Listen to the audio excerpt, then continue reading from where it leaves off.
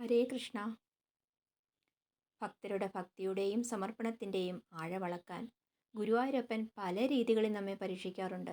അതൊരിക്കലും ഭക്തനെ തകർക്കാനല്ല, മറിച്ച് അവരെ ഉത്തമരാക്കാനാണ്. ചിലപ്പോൾ ദുരിതങ്ങളും കഷ്ടപ്പാടുകളും തന്നാവും. ഈ കഷ്ടപ്പാടിലും ഭഗവാനെ നമ്മൾ കൈവിടാതിരിക്കുമോ എന്നറിയാനാണ് ആ പരീക്ഷണം. ആഗ്രഹിച്ച കാര്യങ്ങൾ സാധിക്കാതെ നീണ്ടുപോക്ക്, അത് ഭക്തനെ എത്രത്തോളം ക്ഷമയും വിശ്വാസവും ഉണ്ടെന്നറിയാൻ ആവും. ചിലപ്പോൾ ഒറ്റപ്പെടലും അപമാനവും ഒക്കെ നേരിടേണ്ടി വരാം. അത് ലോകം മുഴുവൻ എതിർത്താലും ഭഗവാനിൽ അഭയം കണ്ടെത്താൻ ഭക്തന് സാധിക്കുന്നുണ്ടോ എന്നറിയാനാവും. അങ്ങനെ എത്ര എത്ര പരീക്ഷണങ്ങൾ.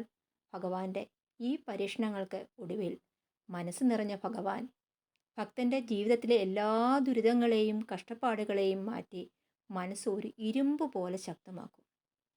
ജീവിതത്തിലെ ഏതു പ്രതിസന്ധിയെയും ശാന്തമായി നേരിടാനുള്ള ആത്മവിശ്വാസം അവർക്ക് നേടിക്കൊടുക്കും. ജീവിതത്തിലെ ഉയർച്ച താഴ്ചകൾ ഭഗവാന്റെ നിശ്ചയമാണെന്ന് തിരിച്ചറിയുന്നതോടെ മനുഷ്യനിലെ ഞാൻ എന്ന ഭാവവും അഹങ്കാരവും പൂർണ്ണമായി ഇല്ലാതാവുന്നു. ഭൗതികമായ നേട്ടങ്ങൾക്കപ്പുറം ഭഗവാനിലേക്ക് മാത്രമായി മനസ്സലിയുന്നു. ഇത് ഭക്തനെ പരമമായ ഭക്തിയിലേക്കും ആത്മീയ ശാന്തിയിലേക്കും നയിക്കും. ഭഗവാന്റെ പരീക്ഷണങ്ങൾ കഠിനമാകുമ്പോൾ ഇതും ഭഗവാന്റെ ലീലയാണ് എന്ന് കരുതി പ്രാർത്ഥിക്കുന്നവരിൽ ഗുരുവായൂരപ്പൻ എപ്പോഴും പ്രസാദിക്കും.